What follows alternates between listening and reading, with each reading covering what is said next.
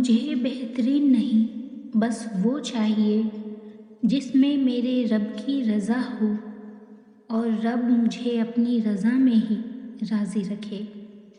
اللہ جل جلالہ ہی وہ واحد ذات ہے جس سے دکھ بانٹ کر روح کو سکون ملتا ہے۔ بے شک روح کی پاکیزگی انسان کو پرسکون بنا دیتی ہے۔ سر مکتب سر محفل سر بازار گزری ہے، بہت مصروفیت میں زندگی بیکار گزری ہے۔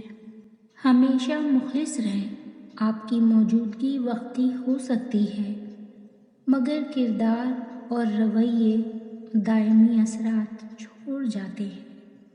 انسان ہونا ہمارا انتخاب نہیں، یہ قدرت کی عطا ہے، لیکن اپنے اندر انسانیت بنائے رکھنا ہمارا انتخاب ہے۔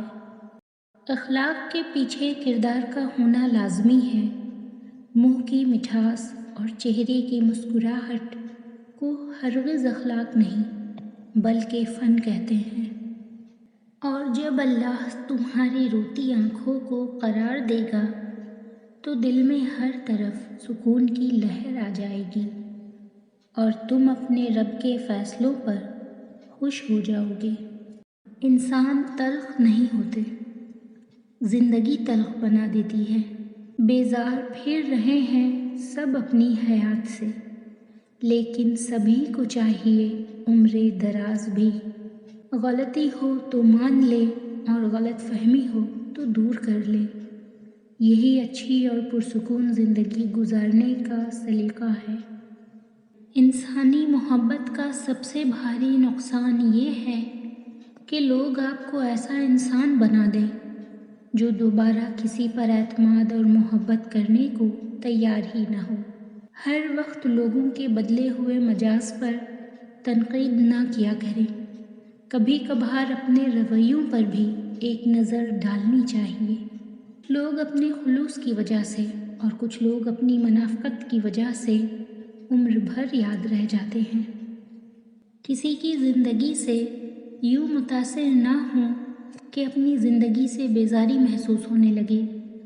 ہو سکتا ہے اس زندگی کا صرف متاثر کن پہلو ہی آپ کے سامنے آیا ہو۔ اگر ہمارا اخلاق صرف من چاہے چند لوگوں کے لیے اچھا ہے تو ہم صرف موقع پرست ہیں، خوش اخلاق نہیں۔ بروز حشر ہم جیسے حساب دیتے وقت خدا کو دیکھ کر نم آنکھوں سے مسکرائیں گے۔ ہم نے بھیڑیوں سے اعتماد، شیر سے ہمت، چیونٹیوں سے تعاون اور کتوں سے وفاداری سیکھی۔ سوال یہ ہے کہ انسان نے انسان سے کیا سیکھا؟ عمر رواں کو روکیے، آواز دیجیے، ہم پیچھے رہ گئے ہیں کئی حسرتوں کے ساتھ۔ دولت محنت کرنے سے نہیں بلکہ عقل سے آتی ہے، ورنہ سر پہ پتھر اٹھانے والے مزدور سب سے زیادہ دولت مند بن جاتے۔ وہی بے بسی، وہی بندشیں، وہی الجھنیں۔ اے زندگی میں ابھی تلک نہ سمجھ سکا تو نصیب ہے یا نصاب ہے۔ مایوس نہ ہوں، جسے آپ ناممکن سمجھتے ہیں وہ الجبار کے لیے آسان ہے۔ الجبار اللہ تعالیٰ کا ایک صفاتی نام جس کے معنی ہیں بگڑے کام بنانے والا، ٹوٹے ہوئے کو جوڑنے والا۔ زندہ رہنا ہے تو حالات سے ڈرنا کیسا، جنگ لازم ہو تو لشکر نہیں دیکھے جاتے۔